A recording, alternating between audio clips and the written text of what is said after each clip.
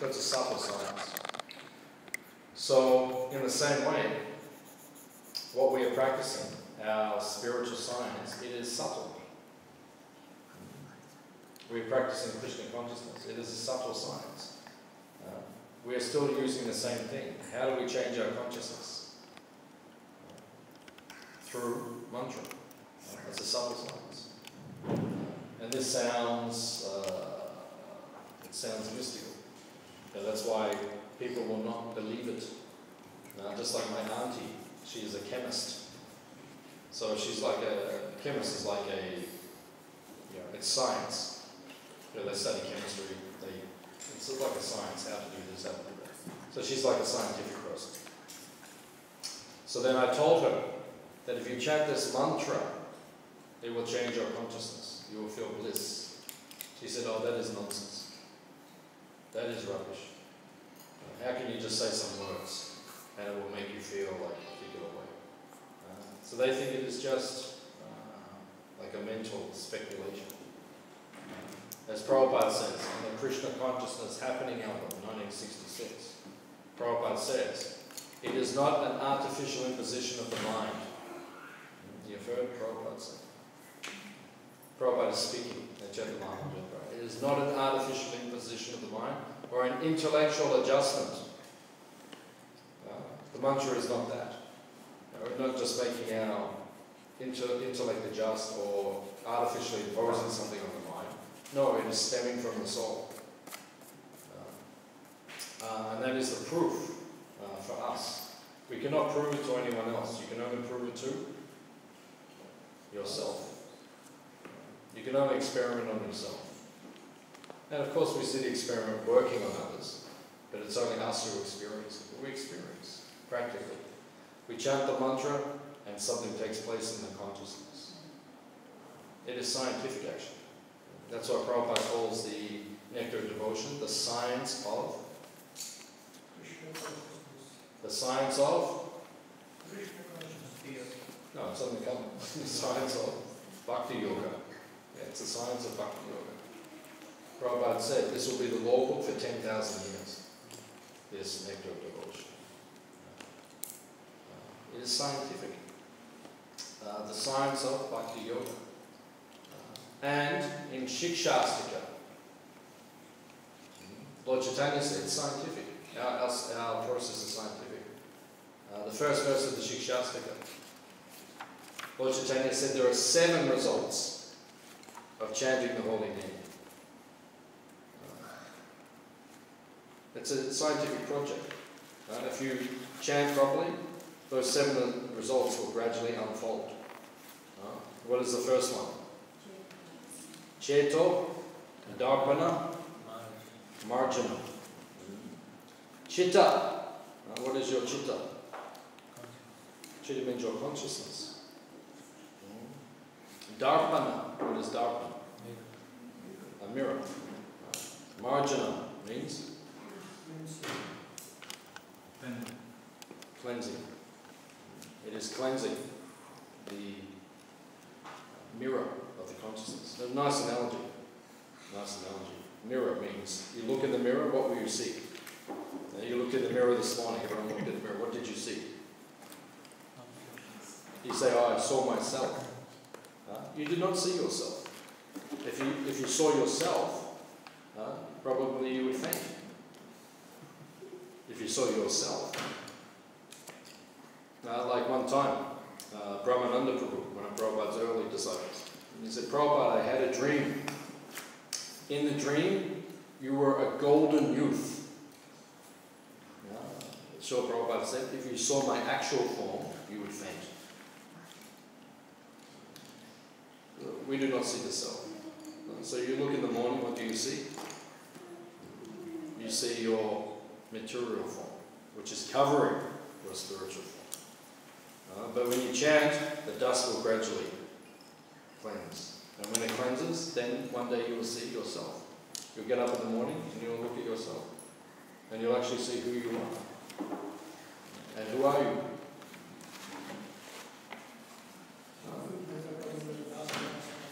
Do you want to know who you are?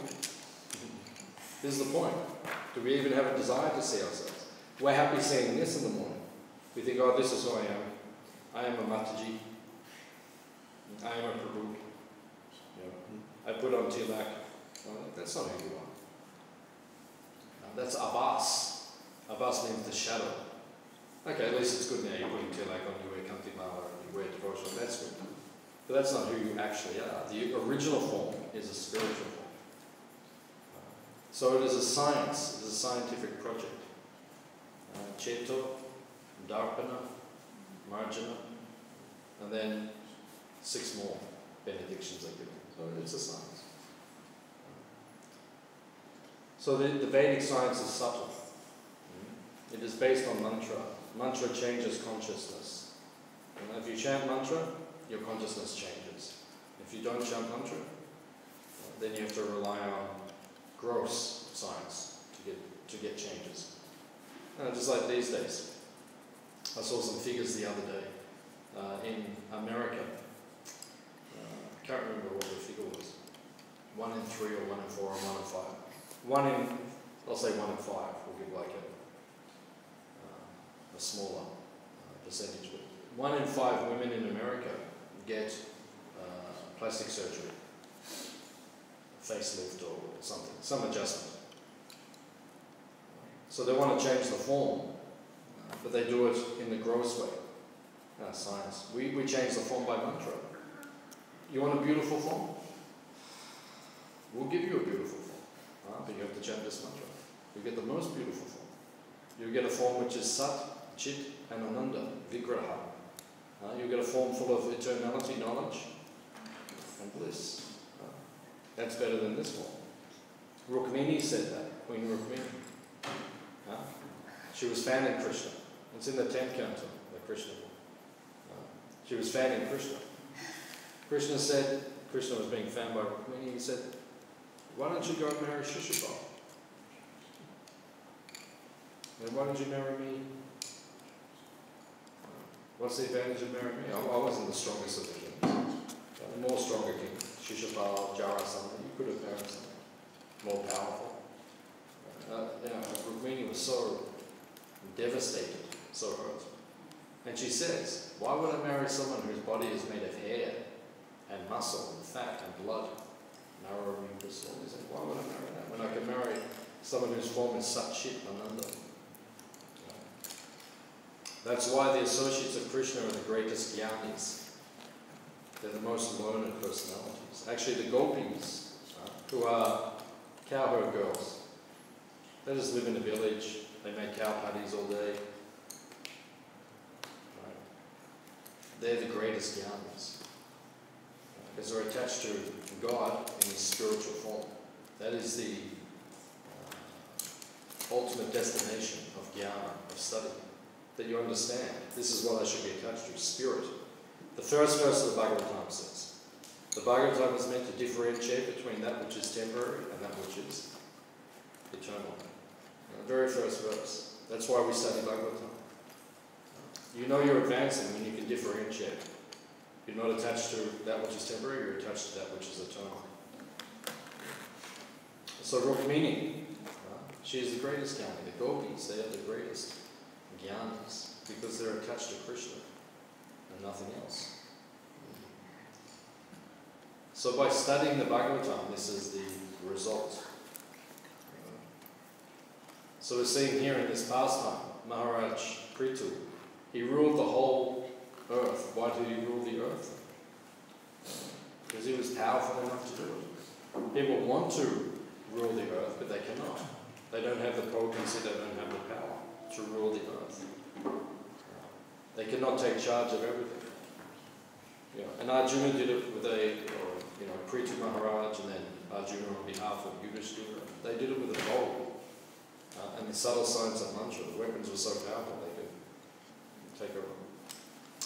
Now, Prithu Maharaj, he's ruled the earth, and then it says in this verse, what is he doing? What do you do when you rule the earth? Anyone? Is anyone here? Hare Krishna? Anyone? Anyone at home? Can you please send a text? what did he do? Yes, madam. His book says he worshipped those that do. Very good.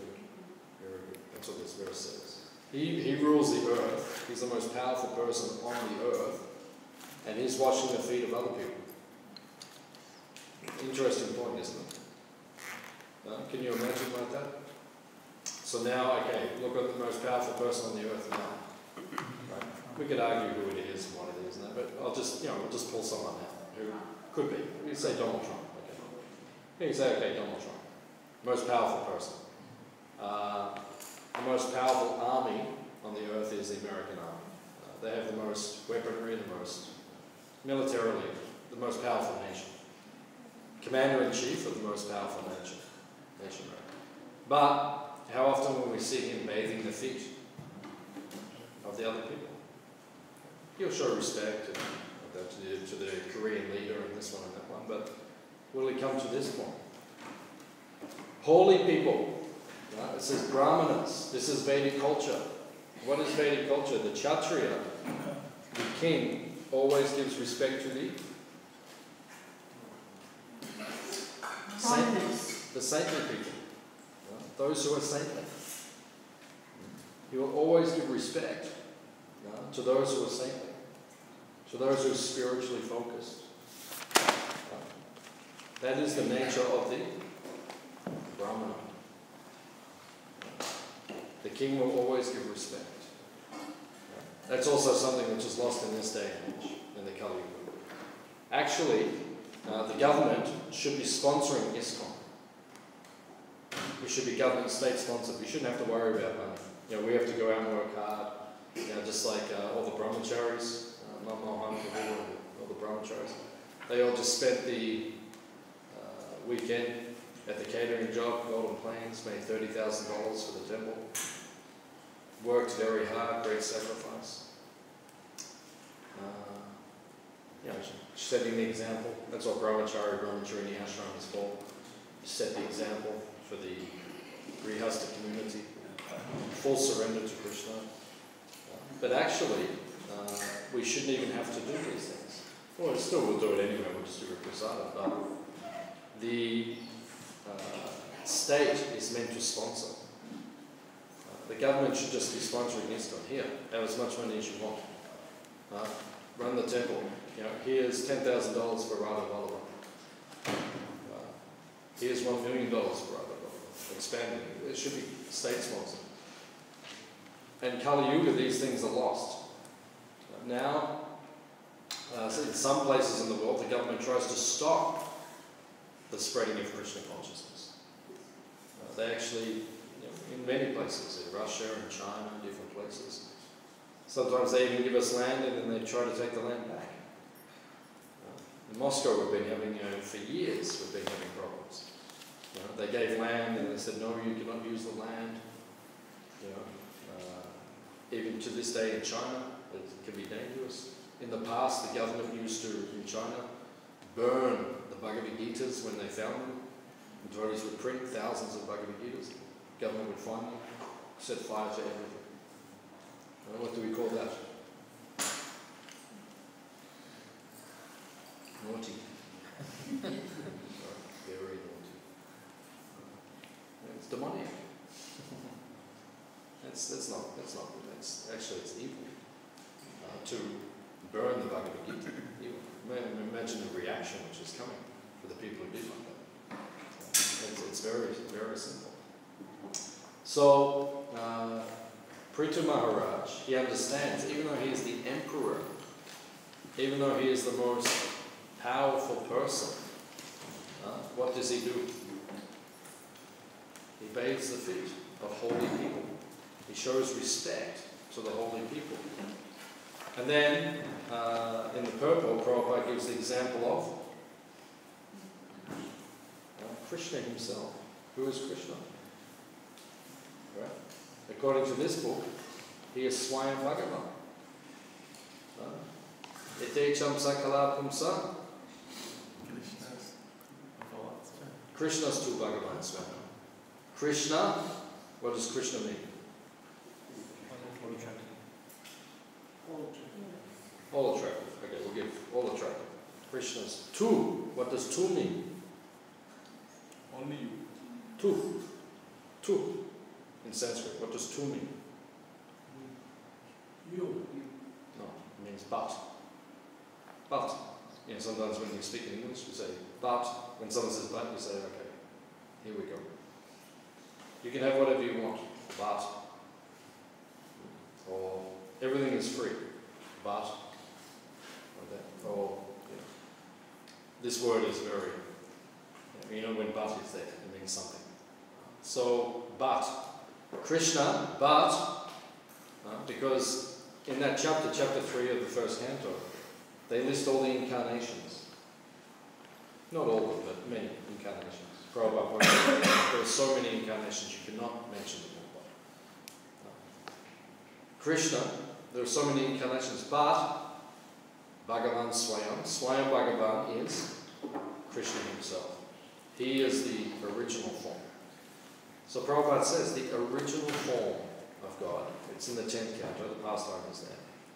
The original form of God on earth came down, and when Maharaj Yudhishthira performed the Rajasuya sacrifice, that original form washed the feet of everyone who attended. Why did he do that? Very good. To set an example. Yadyada charaki shtrestas. He says it himself in the Bhagavad Gita.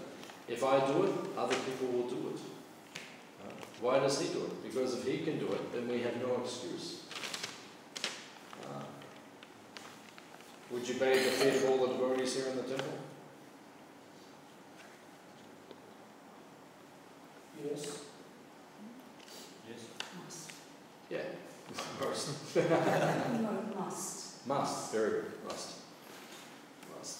But everyone thought about it. Interesting. I was watching everyone's faces. Would you bathe the feet of everyone in the temple? Everyone was like...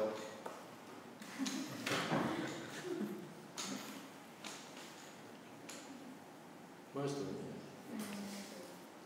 yeah. Would you actually do it? And bathe all the devotees? Everyone? Bathe the feet. Drink the water. Put the water on your head. Would you do it? Challenges the ego, doesn't it? It does, it challenges the ego. Would Donald Trump do it? Probably not. He might, but he probably not. Even devotees, they get challenged. Would you bathe the feet of all the other devotees in the temple? And put their water on the head? Would we actually do it though? I mean, do you have to bathe everyone's feet, even the devotees you don't like? Bathe their feet and put the water on your head. Interesting. Would we do it? Challenges the ego. But Krishna is showing us in the Rajasuya sacrifice of Maharaj Yudhishthira. He did that. Why did Krishna do that? Because he doesn't have an ego. Interesting. Most powerful being that exists, and he's free from ego. He's happy to bathe, wash the feet, give respect. Always respectful. Even Bhaktivedanta Thakur. Srila Bhaktivedanta Thakur was High Court Magistrate. That means in India he's very high, very powerful, even in the British Raj. He was the most powerful Indian-bodied person in the whole British government. In India, out of all the Indian bodied, but he was so powerful. He was a High Court Magistrate, very powerful position. But it says that anyone who came to his house, he would greet them with great respect. Whether they were a beggar or a very aristocratic person, great respect. He was very free from ego. So Krishna would bathe the feet of everyone who came to Maharaj Yudhishthira's sacrifice, showing us. Why? Because Krishna is showing us the example. If he can do it, we can do it also. And actually we have to do these things regularly. You have to do menial service for the devotees. And it's good to do menial service for the devotees you do not like. because that will overcome your envy. Otherwise you'll take birth again in the material world. If you can't give up your enmity, okay, devotees are different. Some of us are different. Like some of us are like, chalk and cheese, or what do you say in India? Pakora and samosa. Or what do you say? I don't know. You have a say in India? In English we say chalk and cheese. It means different. People are different. I'm different. Some devotees, we don't get along. We're just different. My conditioned nature and their conditioned nature is different. But in the mind, we have to offer respect. Okay, we don't associate closely because we're different. But in the mind, we must offer respect. And you must be willing to serve. And you should always serve those devotees. Unless someone is offensive. If someone is offensive, then you can avoid them. Keep them at a distance. Otherwise, they will continue to commit offences. But otherwise, we should offer respect and serve. So you see, Prithu Maharaj in this verse, such a powerful, powerful personality, and he shows us this example.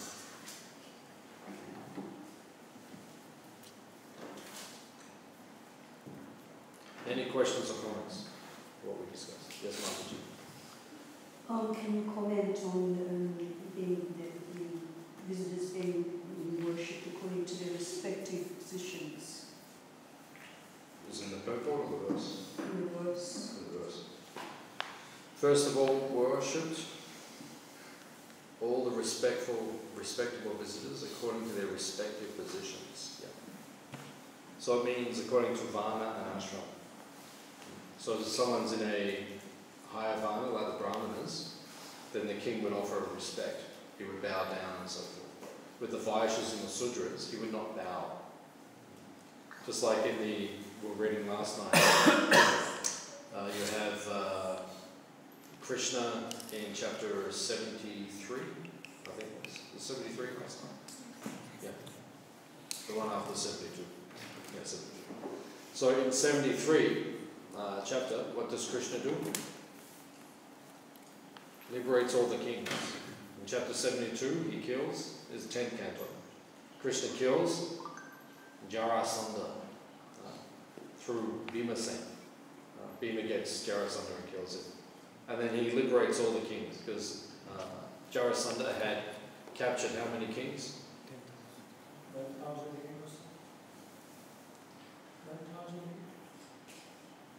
20,800 kings. That's a lot of kings. That's how powerful Jarasandha is. He grabbed 20,000. Like if you go to the MCG, when Australia plays India in the cricket.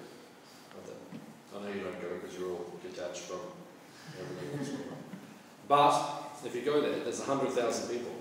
So imagine that's a fifth of what's in there. I mean, that's a lot of people. And Jarasandha's captured them, 20,000 kings, and put them in like a MCG kind of thing. Just put them all in and said, you guys are just staying there. So powerful. So then Krishna, Bhima, liberates them. He kills Jarasandha and then they release them. And then they all offer respect to Krishna. And then at the end of the chapter, chapter 73, after they've released all the kings and allowed them to go back to their kingdoms, then Krishna, Bhima, and Arjuna, they go back to Indraprastha. And they come to Maharaj Yudhishthira. And it says the three of them bow down before Yudhishthira. Because Yudhishthira is older than Krishna. Bhima and Arjuna are about the same age as Krishna. We're only talking a couple of years. It wasn't like, everyone was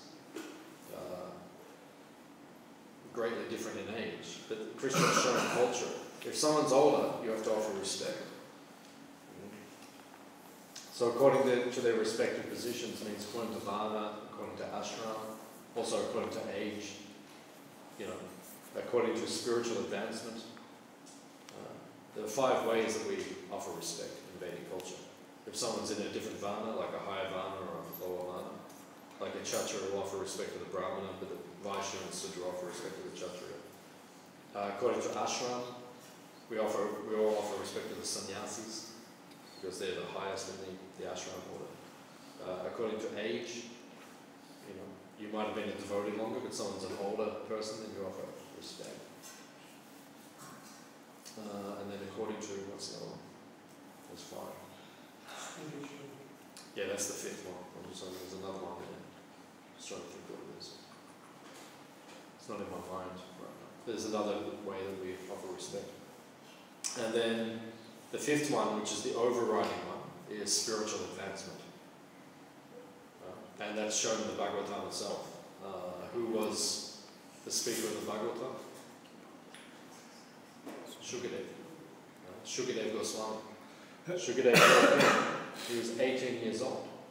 Right? And he walked in like to an assembly of sages. They were hundreds of years old. Very powerful. You see on the inside cover, you see he walks in. And even Narada Muni, who was Narada Muni?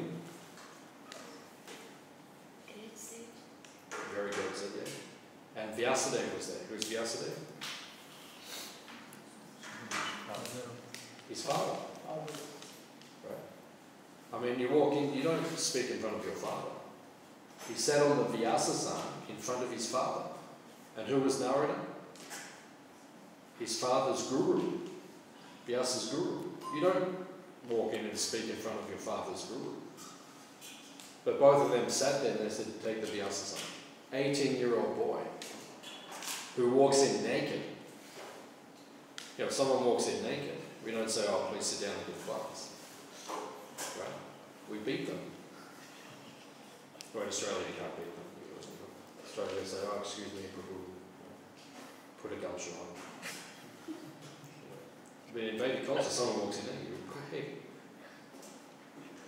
we beat them. But when Shukadev walked in, right, everyone offered respect. Everyone stood up, except for Vyasa and Narada, because they were senior. They just offered pranam, but everyone stood up. Right? So this is the Vedic culture. We have to offer respect according to the superior position of the other person. So according to the position, then he would worship him. Is that okay? Thank you. Would you like to add anything? No. Anyone else like to ask a question or comment? Yes, sir. How did Shukadev become more spiritually advanced than Narada Muni? He was the parrot of Radha and Krishna. So he was there in the pastimes. He saw the pastimes of Radha and Krishna. So he had the most realization of the highest subject matters. So therefore, when he appeared as Shukadev, they recognized. When we're spiritually advanced, we can recognize who is more advanced than us and who is less advanced than us. When we're not so spiritually advanced, we have trouble working it out. Oh, is this one more advanced than me? Is that one not advanced? Then we fight with each other. I'm more advanced. I've been here for 2 weeks. You've been here for 1 week. So then, we become like, because we can't work it out because we're not very advanced ourselves. When you're advanced, then you can work it out. Who is more advanced? Oh, he's more advanced than me. He's less advanced. This devotee is less advanced. I have to give them kripa. I have to give them mercy. I have to instruct them and guide them, give them shelter. When you're more advanced, then you have to give shelter. You're not. If someone's equal, then we associate together. If someone's more advanced, then you have to serve them and take guidance from them. So they knew. Narada knew. Vyasa knew. Is it okay? Any other question?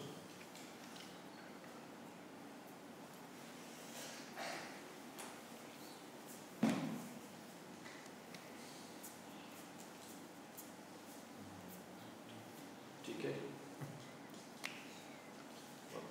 Thank you for coming. See you next time. Hare Krishna.